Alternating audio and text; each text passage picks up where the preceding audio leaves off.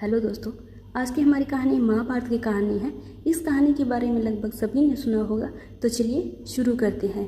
द्रौपदी 5 पांडवों की पत्नी कैसे बनी।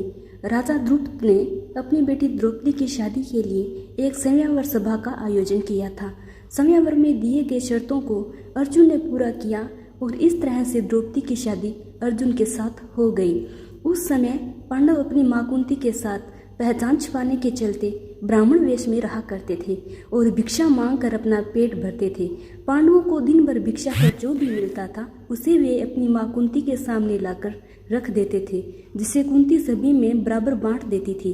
उस दिन अर्जुन द्रौपदी को लेकर घर आए और उन्होंने दरवाजे से ही अपनी माँ से कहा कि देखो माँ, आज हम लोग आपके लिए क्या लाए हैं। किसी काम में व्यस्त होने के कारण कुंती ने बिना देखे ही कह दिया कि जो भी लाए हो उसे 5 भाई बराबर बांट लो। जब कुंती ने द्रौपदी को देखा तो वह हैरान रह गई।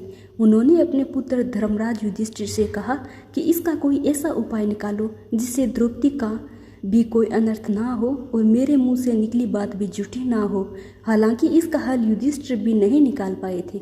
द्रौपदी को मिला था 5 पतियों का वरदान। दरअसल पूर्व जन्म में द्रौपदी एक ऋषि की गुणवान कन्या थी, लेकिन कर्मों के कारण किसी ने उसे पत्नी रूप में स्वीकार नहीं किया।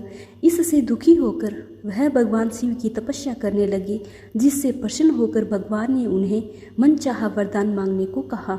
इस पर द्रौपदी ने बार बार सर्वगुण युक्त संपन्न पति की चाह रखी।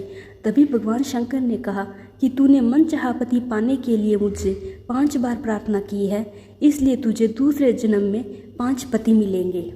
5 पांडवों की प्रिय थी द्रौपदी। महाभारत के अनुसार द्रौपदी सुंदर होने के साथ ही बहुत ही बुद्धिमान स्त्री थी। जब भी पांडव कमजोर पड़े या उन्हें कोई निर्णय लेने में संकोच हुआ तब द्रौपदी ने हमेशा एक पत्नी का कर्तव्य निभाया। वो ये बखूबी जानती थी कि उसे कब कितना और कहाँ बोलना है। साथ ही वह अपने पतियों का आदर सम्मान भी बखूबी करना जानती थी, इसलिए वह 5 पांडवों की प्रिय थी। तो यही थी द्रौपदी के 5 पति होने की कहानी। अगर वीडियो अच्छा लगे हो तो प्लीज़ वीडियो को लाइक कर देना और कमेंट कर देना और साथ में चैनल को सब्सक्राइब करके बेल आइकन जरूर दबा देना। Thank you.